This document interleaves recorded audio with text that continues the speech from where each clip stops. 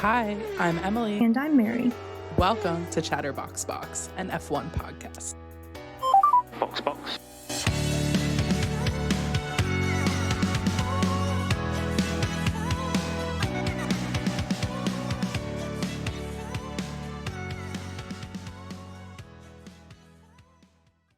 Welcome back to another episode of Chatterbox Box, where Emily and I chat and giggle about all things F1. I cannot believe that we have made it all the way to episode 21. Just before this, I was asking Emily, what episode are we on? And she's like, I think 21.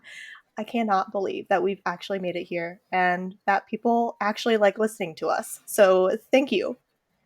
Yes, we are so happy to be here. I'm going to be so for real. This was definitely the most boring race of the season so far. So we really had to dive into the depths of content to find things to talk about, but we're going to make it fun.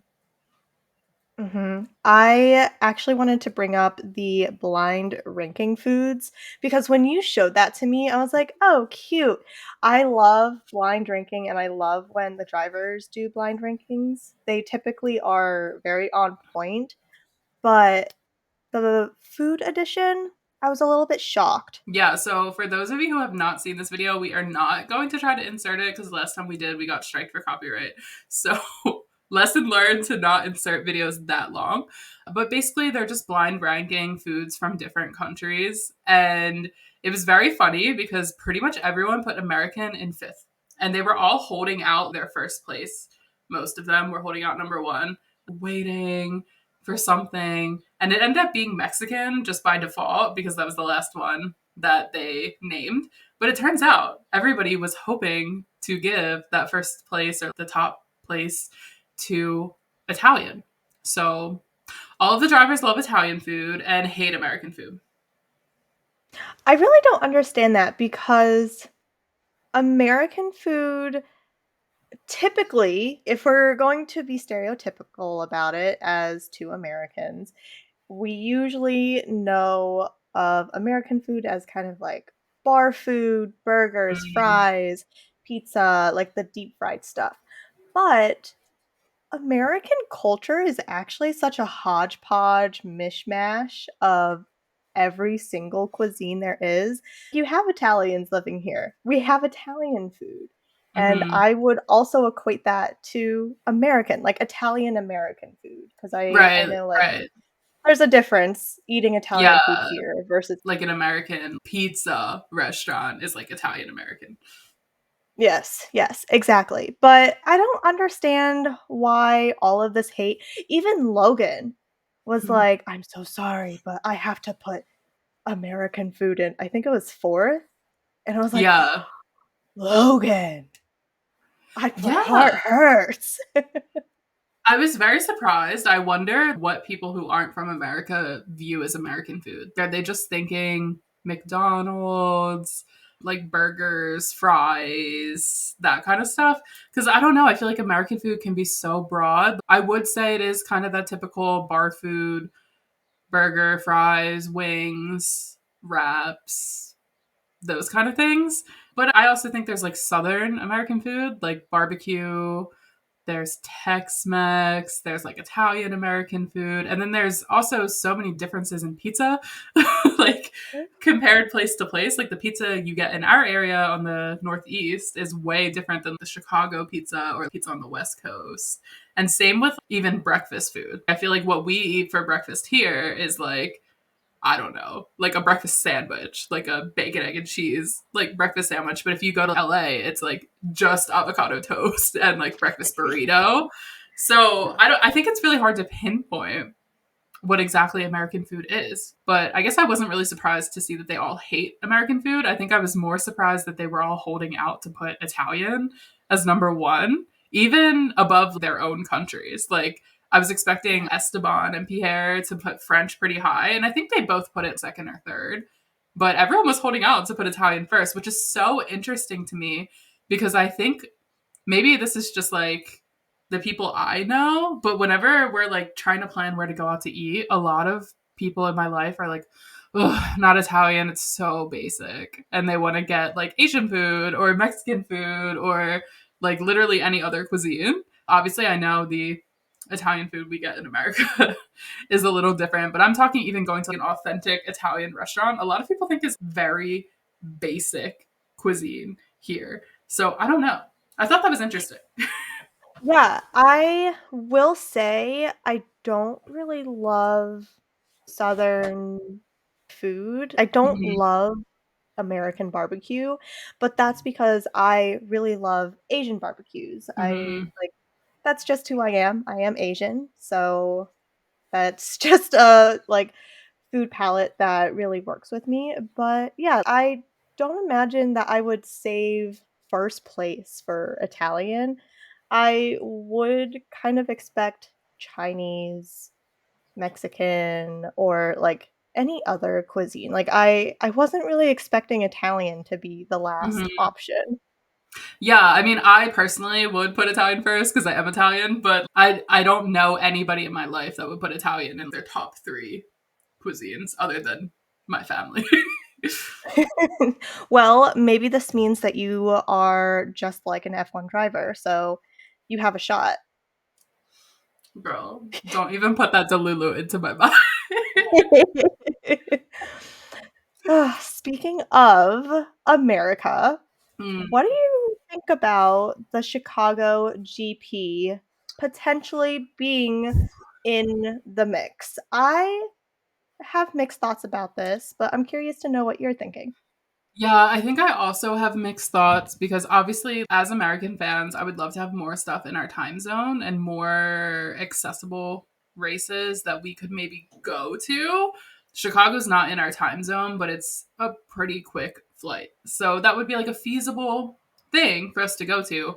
But I definitely understand the frustration, and I think I would rather see a new country instead of a fourth American race. Like I would love to see South Africa or just Africa in general. I'd love to see like another South America race other than Brazil, or maybe even something like in the Caribbean could be really cool, or a second Canada race. I don't know. I think I see the value in having multiple different races in America because, as we were just saying with our food conversation, the culture in America is so broad. So really, Vegas, Miami, Austin, Texas, and Chicago are all completely different cultures. So it makes sense and it does bring some different variety, but I definitely understand the frustration and I personally would rather see a new country first. That is totally fair. I am mixed on this. I think I personally love street races, just because I love being able to see the different areas that they drive past, like potentially that I would have walked by or I would have seen. So it's almost like a sightseeing kind of touristy type of situation for Mhm. me. I selfishly would also love Chicago because that's about an 8-hour drive from where I am, an even quicker flight. Mhm. So that would be so fun. Like, imagine you and I just catching a flight, going to Chicago, sightseeing, and then watching a race. That is just so cool. The other thing, though, if we were to do a race in another country, I would love to see Vietnam. They built a whole race circuit that was kind of specific for Formula 1 and I think other motorsports, but F1 never ended up using it, and it's just a little bit sad. That is sad. I think that would be cool. I think there is like a lot of other places that would love to be involved in F1. And we already get 3 races here. So I personally think I'd rather pass the baton to somewhere else. Vietnam would be really cool. I think I'm leaning towards I would love Africa because then it would be almost all the continents. And that would be awesome. That would be so cool. Yeah, you're totally right. I do have a question because I feel like we have been gaslit for Alex Albon. I don't understand it. I know last year Alex had signed or re-signed a contract with Williams, and just this past week, he was said that he was going to extend the contract from like beyond 2025 to 2026, making it a 2-year contract with Williams. I think that's cool and all, but the way that people were making it out to be, it seemed as if Alex was going to sign with someone else for next year, and I know that that's a possibility, but personally, where would he go? Because he's doing fine. Like, he is in the midfield, he's occasionally getting points for the Williams team, but if we are being so for real, he's not going to get a spot at Mercedes. He's not going to get a contract in the top teams. So it's either a lateral move or potentially a team that is doing slightly worse this year. And it just doesn't make sense for Alex to move anywhere else. So I don't really understand what the big deal is. I felt like I was losing my mind with this news coming out because I swear we already talked about this. I almost went back to our old podcast. I just didn't have the time and didn't really want to listen to my own voice. But I swear this already happened. Like, we already talked about this. Everybody's like, breaking news. And I'm like, is it? Is it though? And I think you're right. They said he was staying next year, and now they're saying he's staying for 2 years. And I just want to say, everybody's going to click out of the podcast, click out of the video now because they're like, oh my God, here they go again.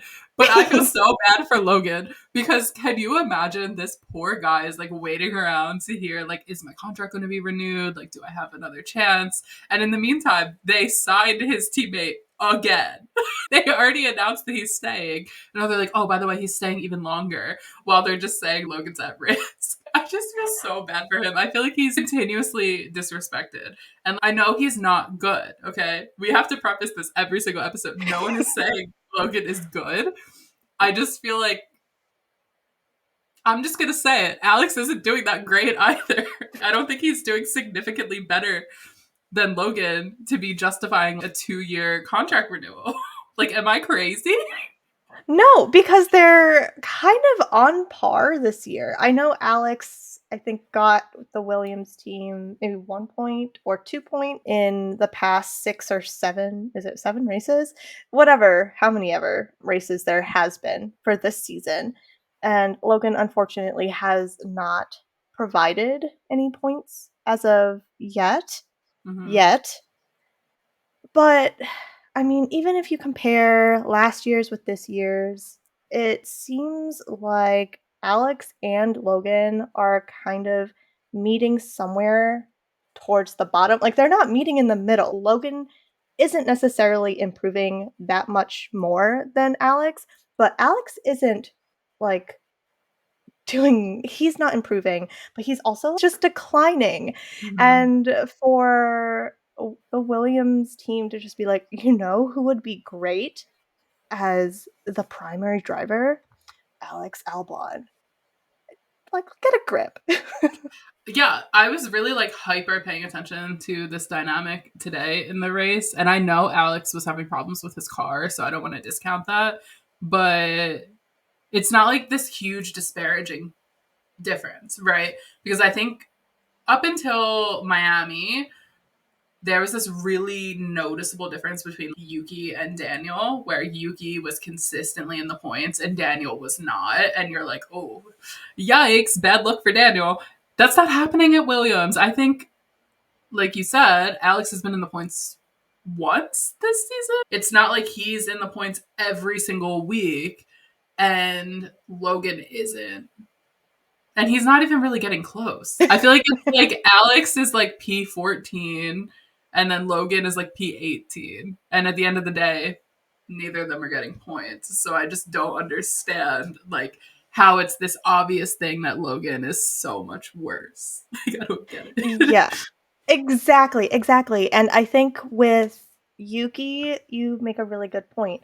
If Yuki was a part of the Williams team, and even now at VCarb, seeing that consistency, and he's like in the points race after race, and he like at times is like super close to being in the higher half of like the top half of the grid, I would sign and I would extend his contract because it makes sense. He's proving himself to be a good driver for the team. But Alex, like, it might be a car thing. It could also be a driver thing, but maybe it's just not a good match right now. I don't know if it's a likability thing, like a marketability thing, because Alex is really likable and maybe he brings in some Thai sponsors and some British sponsors.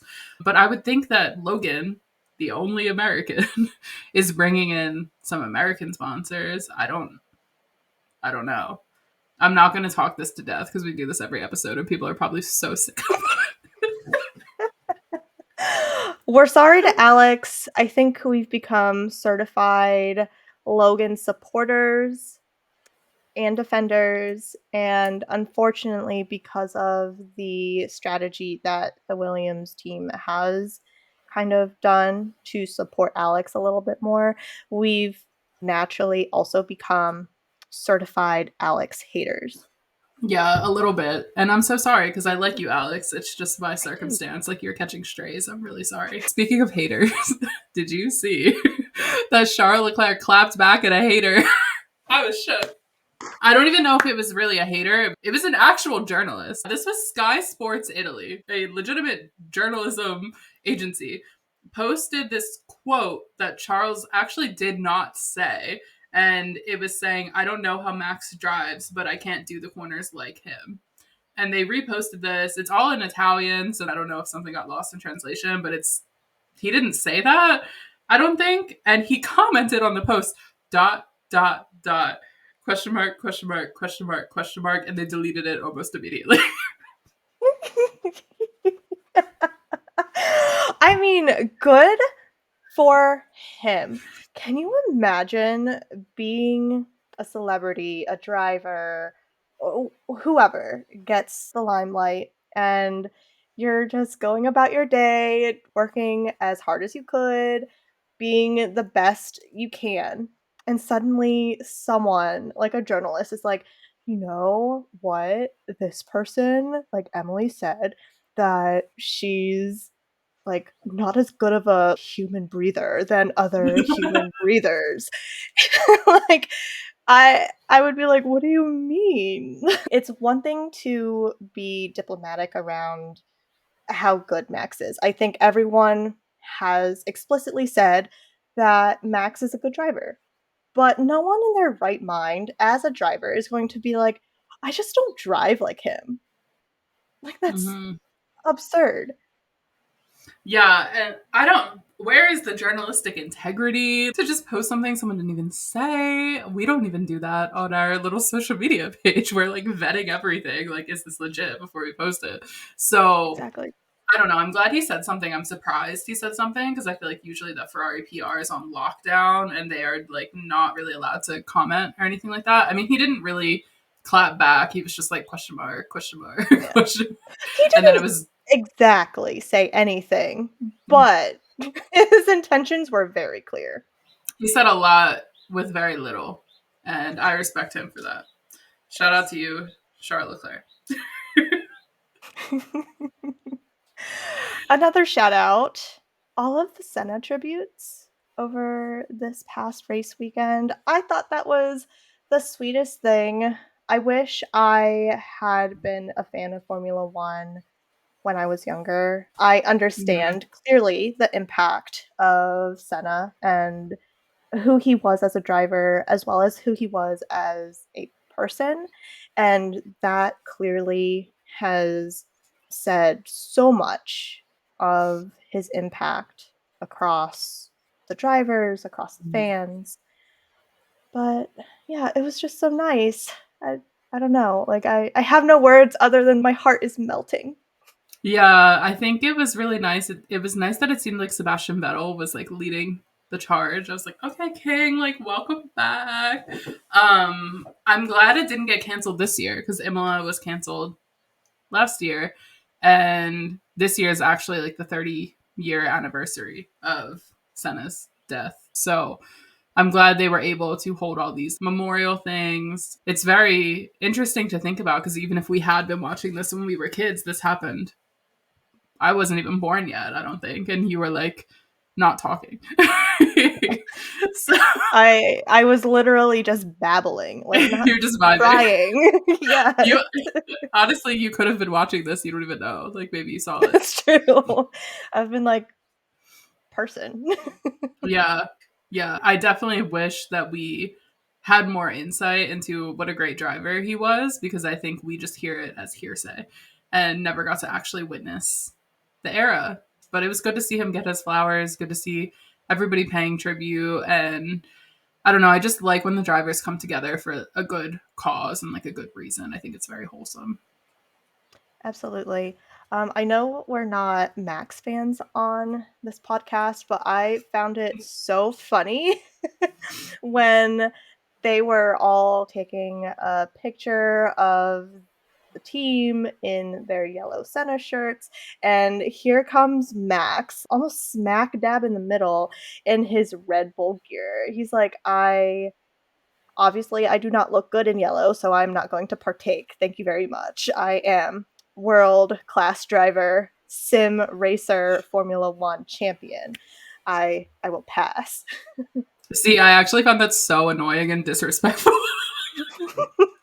But I'm like, me to Max is like, I hate the way that you walk, the way that you talk, the way that you dress. Like, I am Kendrick Lamar dissing Drake, but like to Max. So I found no humor in that. I was like, of course he's not gonna wear yellow. Like, Oh my gosh. Yeah, it's like love is dedication to not be a part of the group, but also I hate that yeah, he needs to maybe not in the be. moment.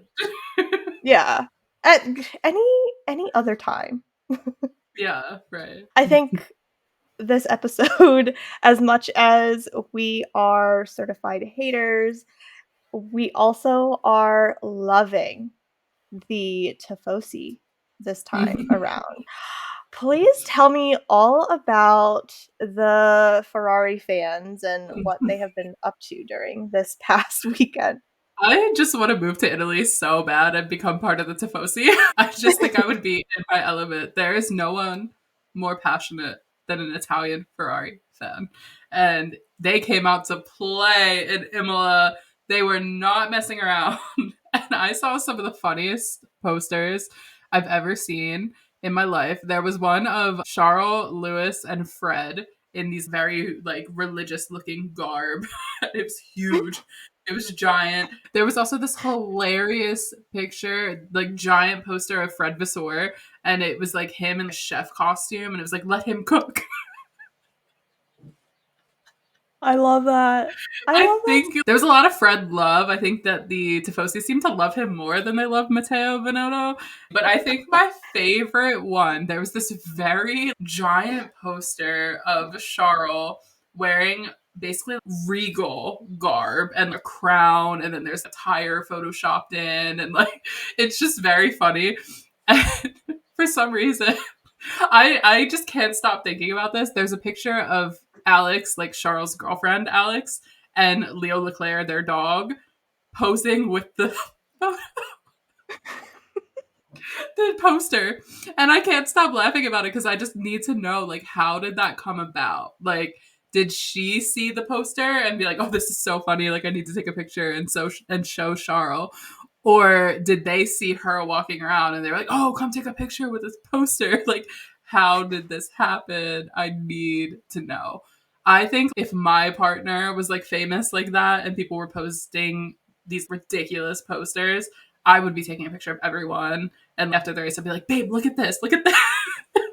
But I don't know if that's her vibe. They seem very kind of reserved. So I don't know. I thought it was so funny.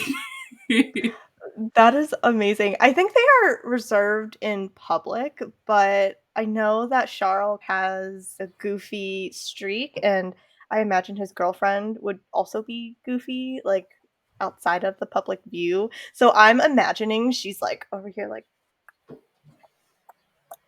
taking all of these pictures, and she's like, "Look at how funny you look." Also, this just jogged my memory. I realized we never talked about this either to each other or on the podcast, but we had an episode a while back when Leo Leclerc first was brought into our world and graced us with his presence. And we were like, oh, is that just his dog or is that Alex's dog too? He is officially both of their dogs. So I think it actually is pretty serious. Oh my gosh. All right, well. Like, let me get rid of my Charles jersey. Let me get rid of my number 16 ring, my Yeah. 16 necklace. Glad I I'm didn't get a 16 sorry. tattoo. I'm sorry, Alex. Oh my gosh. Yeah, they posted, this was in Miami, they posted Leo with a paddock badge and it said both of their last names. It is serious. I'm trying to avoid this discussion because I am in denial and I'm a little heartbroken over this newfound news. But going back to all of the Fred love, I'm loving it, honestly, because I know in Drive to Survive, when they had just released the latest season, there was this whole episode of Ferrari and the announcement of Fred Vasseur taking over, and they were not into it because Fred is French, I'm pretty sure, and he didn't know, and I don't know if he continues to not know, lick of Italian, and that was, I think, one of the bigger things about all of the Ferrari fans. They're like, "Oh my gosh, he doesn't know Italian. He sucks, blah, blah, blah." But now everyone is drinking the Fred Kool-Aid, as they should, because he is a king. He is out here pulling strings and making things happen and lining things up quite beautifully for 2025. There are still rumors that Adrian Newey, despite saying that he is taking a much needed break, there are still ties of him going to Ferrari. And every time it's brought up to Fred, Fred just has a cheeky smile. He's like, "Oh, I don't know. Like, it could be, it could not be." I think it is. I think it be. Fred is a baddie. I think Fred is actually my favorite person in F1. I would love to be more like Fred. He's a genius and he is cooking. He is getting so much done in such a short amount of time. He's literally bringing on Lewis Hamilton. Like, that is wild. So I get the Fred love. If you were a Tifosi and you were in the crowd, what poster would you be holding up? Would you hold up a Charles poster, a Fred poster, a Lewis poster, a Carlos poster, or some combination of the four? Probably all of the above. Mhm. I wouldn't have hands. I think I would wear my Carlos Taylor Swift fan-made shirt. Yeah. I would have the Charles Leclerc religious figure. I would have the Fred Let Him Cook poster. Mhm. And honestly, if I was able to get a picture with Alex and Leo, I could die happy. Honestly, I would fangirl so hard. I actually think I would love to go to Imola or Monza just because we would fit right in with the Tifosi. We really would. But I don't think we'd be able to leave. We'd be like, oh my gosh, there are other people who love Ferrari as much as us. Exactly. And I don't know if they would want us to leave. No, they'd be like, oh, Tifosi Yes. forever. Please adopt us. I'm just saying. But anyway, I guess we should probably talk about the actual race weekend. I really don't have a lot to say at all. That's why I tried to find all these fun, like, media moments and other things in the news to talk about, because I am going to be so for real. This was one of the most boring race weekends in a while for me. I fell asleep. Like, I did not want to get up out of bed. I usually watch the race from my couch, but today I just wasn't feeling it. And I literally was telling Emily, like, oh my God, this is so boring. Like, why did I get up? I fell asleep. Emily is like, I fear you may have fallen asleep when it just got good. Yeah, no, she literally fell asleep. This like nearly the exact lap that the Max and Lando battle started, and I knew it because I could see like we always talk on Facebook Messenger, and you could see when someone was like less active at the top, and I was like, oh my god, she fell asleep. I almost called you. I was like, should I try to wake her up? I was like, she's missing the moment. Oh, It was oh my God. so boring up until that moment. I think that happened at like lap 56, 57 of 63. And up until then, it was so boring. The only slight excitement we got was this ongoing Oscar and Carlos battle. You want to talk about the Kendrick Drake beef? The Oscar Carlos beef is same vibe. But even that was like pretty lackluster. There was like some overtaking of Checo, but it was just like, oh, It's okay. Chico. Like, whatever. They weren't even doing like, you know, when they get desperate because nothing's happening, so they start trying to show you like the battle for 14th. They weren't even doing that because there wasn't even a battle for 14th. Like, there was nothing going on other than like issues with Alex Albon's car, but that wasn't impacting anything. I was like sitting up, like, oh, is this going to cause a safety car, yellow flag, red flag? Is something going to happen from this? Nothing happened, and he just ended up going very slow, and everyone like lapped him. No crashes. Not that I ever wish crashes, but maybe like a little car breakdown safely on the side of the road so we can get a safety car. Just a little love tap. Just a little something. Nobody kissed. Usually the cars kissed a little bit. Nothing. Yeah. Nothing. Even the race No. start was like nothing Smooth. happened. I think maybe a few people like gained a position, but it was like nothing drastic. I could tell the commentators were like struggling to find things to talk about. And then finally, Lando came through. Thank you, Lando. Although McLaren, I don't know what they're eating. I don't know what they're doing. I don't know what they're drinking. But I am loving the fact that Oscar is just starting beef with everybody. It's not just Oscar and Carla, but like Oscar and also K-Mag. I think they were in a tizzle, not during the race. I believe it was in one of the free practices. And no, maybe it was quali. I don't remember. But there was this whole thing. Kevin was like, WTF, this freaking sucks. He's always in the freaking way. And he did end up getting a penalty for it, which is great. Like, I love Kevin standing up for himself and for his team. If I were in Formula One, I would want Kevin as my teammate because he is just taking one left and right for the team. He's supporting himself. I don't know. He's just here to have a good time. Yeah, I don't know if Haas even needs like a legal team or like a PR team because they have K-Mac. He's out here defending everything. He can do all those roles. I actually didn't realize that that is what Oscar got the penalty for. So good to know. I also thought quali was boring. The only exciting thing was like Yuki was in P2 for like for a hot minute. I was like, whoa. Yeah. And I think even with Kevin's menace, like him being a menace on the track, he is so close to getting severely penalized and not being able to race during a race weekend.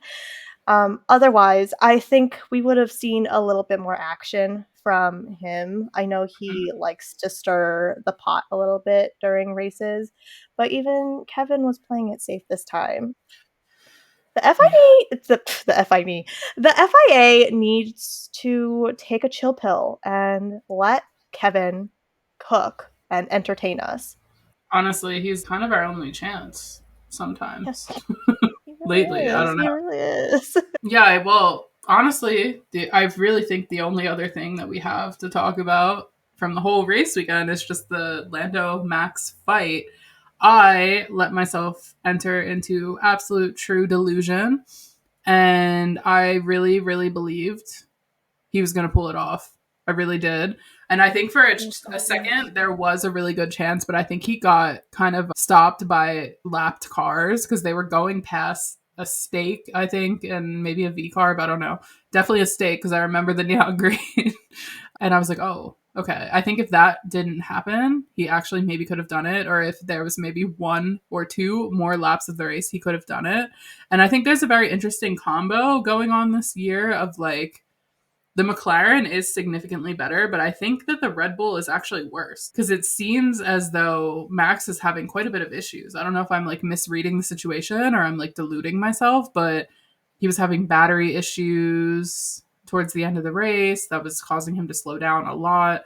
And then I also noticed Checo seems to be doing a little bit worse than usual. I think he was in 9th or 10th. He was down there. He was still in the points, but he was like down there. A lot of people were passing him. Not a lot, but he wasn't doing that great. I just don't know if the car is like not that good this season or if there's some tech issues. Is Adrian Newey sabotaging? I don't know.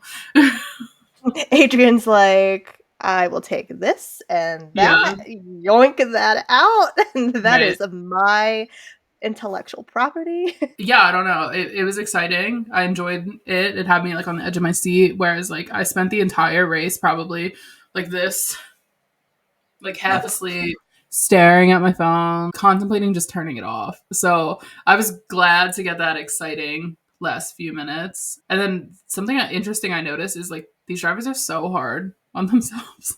Like Lando wasn't even happy to be in P2. He's like, now that I've been in P1, it's that much worse to lose because I know what it feels like. He said something like that, and I was like, okay, chill. And then Charles was like, I mean, it's P3, whatever. He was like not happy at all. I was like, oh my gosh, y'all are so hard on yourselves. I'd probably be in P20 hyping myself up. I'd be like, at least I'm here. Like, I am a top 20 driver. Exactly. I am here. Yes. I think the only other interesting thing coming out of this race was the discrepancy of like where the top half of the grid was versus the second half. I was taking a look at all of the results, and basically Yuki, who came in the points in 10th place, and everyone under him was a whole lap behind.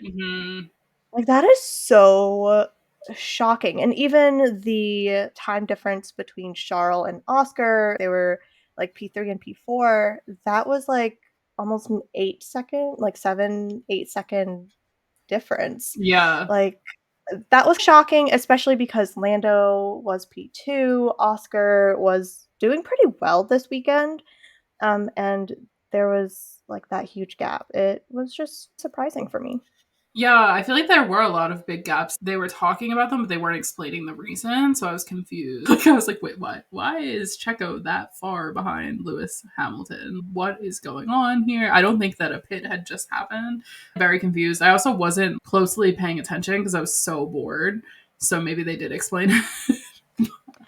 I don't know if they explained it, but I could have also fallen asleep. It's just very interesting because I know the race circuit at Imola, it's hard to overtake, but even with the difficulty of overtaking, the gap shouldn't be that wide, at least from my perspective and my understanding of it, because you have the McLarens doing obviously so much better. You have Carlos. The setups are relatively the same, but even Lewis and George, they were 6 and 7, and what was like there was almost an 8 to 10 second gap towards the end of it, which was very odd. That's wild. Yeah, things were weird. It was just like kind of a weird race. I was excited to see it since it was canceled last year and kind of see like, oh, what's the vibe? What's this track like? I liked it, I guess. It was cool, but it was a boring race. So I may go back and watch some past year Imola races and see like, what's the vibe? Is this a cool place?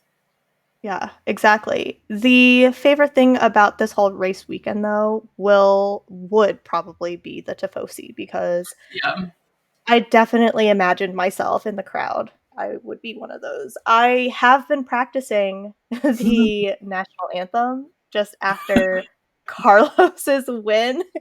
I'm Yeah. not good at it, but, the feelings are there and my enthusiasm will be there. Oh my god, Charles Leclerc might not have been excited about his third place win, but the Tifosi sure were because they were singing the national anthem. They were singing Seven Nation Army. They were singing like, I think they were doing like da da da da Leclerc. Like Oh my gosh. they were Yeah. so hyped. They were singing about Fred, like they were happy. So I know he was not thrilled and he was pretty hard on himself, but the Tifosi liked it. Yeah, I mean, for Ferrari to be on the podium, a win is a win. We'll take a. We have not done this in a few episodes, but we do really, really need to check in on our bingo. I think we are so close to bingo, but not quite there yet. Actually, let's just go over the whole board because Yeah. we haven't done it in so long. So we can check off reserve driver races that happened with our man, Ollie Behrman. He's still up there in the points higher than some of the other drivers, which is so funny I to love to me. see it. I think we can check off the Carlos Sainz villain era multiple times now, but I think we first checked it off for his win. Beef between drivers, we checked that off for Yuki and Daniel, but I think we can also check it off for Carlos and Oscar, and probably for other people as well. I think we did check off Oscar doing better than Lando, but I don't remember when. It was like early on in the season, maybe. We obviously can't check over tires yet. Has not happened. Liam Lawson gets a seat. To be determined. Rumors of Danny Rick to Red Bull. I actually did hear some in Miami after he did really well. I heard people like speculating, but I don't know if I saw. I was thinking more when we said rumors of like Sky Sports posting. So I don't think I Same. want to check it off yet, but I definitely heard people speculating about it. Camp Energy in Vegas. We haven't been to Vegas yet. F1 Academy collab. We saw them interact a lot in the two races so far this season, but I don't know if I'm ready to say they've done a formal collab yet. I mean, Not formal. I know Carlos and Bianca did a whole thing together with sim racing. I don't know if we should just check it off for the fact that they're racing under the team livery. I I'd hold think off. if we get to the end of the season and the only thing we got was that they're racing with the livery, we can count that. But I'm not ready to count it yet because it would give us a bingo. So Oh. we got to be strict for our bingos here. Logan in the points, unfortunately, has not happened yet. 5 DNFs in one race. I think the most we got was 4. So Close. not there close. yet. Monaco might be a big one. Actually, that's true. Race restart chaos. I don't think we got any significant restarting after a safety car chaos that's coming to mind. We may have gotten some mild chaos, but we're not checking this off until there's full blown, I'm thinking Australia last year level chaos. Mm-hmm. Free space, check off. Woo! Okay, so we kind of talked about this offline for Miami, and we would love to know your thoughts. Should we check off Danny Rick thriving? Because he did get P4 in the sprint in Miami, but then he flopped the next day. So we're on the fence about if we should check that off or not. But if enough people comment saying it's worth checking off, we'll check it off. Lewis and Charles content, we check that off, and I love every time we get it. Driver wins their home race. Not yet. Someone overtakes Max. Yes! We got that from Carlos. And then I think we also got it from Lando, right? Mm-hmm. Mercedes versus Ferrari. No. And I don't think we will be getting that this season. I wish we would have said McLaren versus Ferrari, but we didn't know. Max WDC. No. And maybe it won't happen. I don't know. Petty radio messages, definitely can cross that off. I think we originally crossed it off with Yuki, but there certainly have been more from other drivers. Lando.jpg content. Yes, he posted something around Australia, and I'm sure he's posted more since then. Mm-hmm. Max 10 plus second lead. We haven't seen this in a while, but we did see it at the beginning of the season. So we did cross it off. Non-Red Bull win, we can cross off twice now. Charles finishes in Monaco. Fingers crossed, speaking that into existence. And finally, influencers in Miami again. Yes, there were many, many influencers. as well as F1 content creators in Miami. So we can cross that off. So we're very close to bingo in many different places, but we are not quite there yet. We need Charles to finish in Monaco, and we might get it next week. And yeah, we also need feedback on if we get bingo. Do you all think we should make a new bingo board for the rest of the season, or should we keep using this one and see if we can fill it in its entirety? But yeah, that's our bingo. We have not caught up on that in a while, so wanted to go all the way through the whole board. I cannot believe that we had some pretty good predictions. I think some of them were just a little bit off, but that's totally fine. I think for the most part, we are doing pretty good. Yeah, we're doing pretty good. Some of them were definitely straight manifestations that probably won't come true, but that's okay. You got a dream. Speaking of Monaco, we will be together in person at Mary's house, not in Monaco, but we're manifesting. I wish. We're manifesting that us being together for this Monaco means that we'll be in person in Monaco next year. So we are very excited. You all will get to see our first podcast of us actually sitting in the same room, which is so exciting. And it'll be our first time actually getting to watch a race together beyond our phones. So that's very cool. I am so excited. It's usually just me, the dogs, on the couch watching, and then I'm like flipping through all of my phone apps to message Emily and a couple other friends on Discord and Instagram. So now I can just focus on maybe Discord, Instagram, but I am so Yes. excited. If there are any food traditions for Monaco, please let us know because I am so ready to turn this into a whole brunchy type of spread for us. Yes, and we are considering, we have not talked about this, I'm considering and putting it in the room now. Going live on TikTok while we watch the race, so you all can watch it with us. We'll think about it. I don't know if we even have the capacity to go live, but if we do, we'll post about it on our social media. Yes. Okay. How exciting! I'm so excited. I think that is all from me. Do you have any last minute thoughts? No, I think that's it, and I'm proud of us for finding this much to talk about for arguably the most boring race of the season so far. Me too. Me too. Thank you so much, everyone, for tuning in. If there's any thoughts on our bingo cards, thoughts on the race, thoughts on books that we should read, honestly, whatever, hit us up on our social media accounts, Chatterboxbox on TikTok and Chatterboxbox F1 on Instagram and Threads. And if you are tuning into our video portion on YouTube, feel free to leave comments there. But until next time, I will chat with you all soon. Over and out. Bye! Let's finish it up on a high.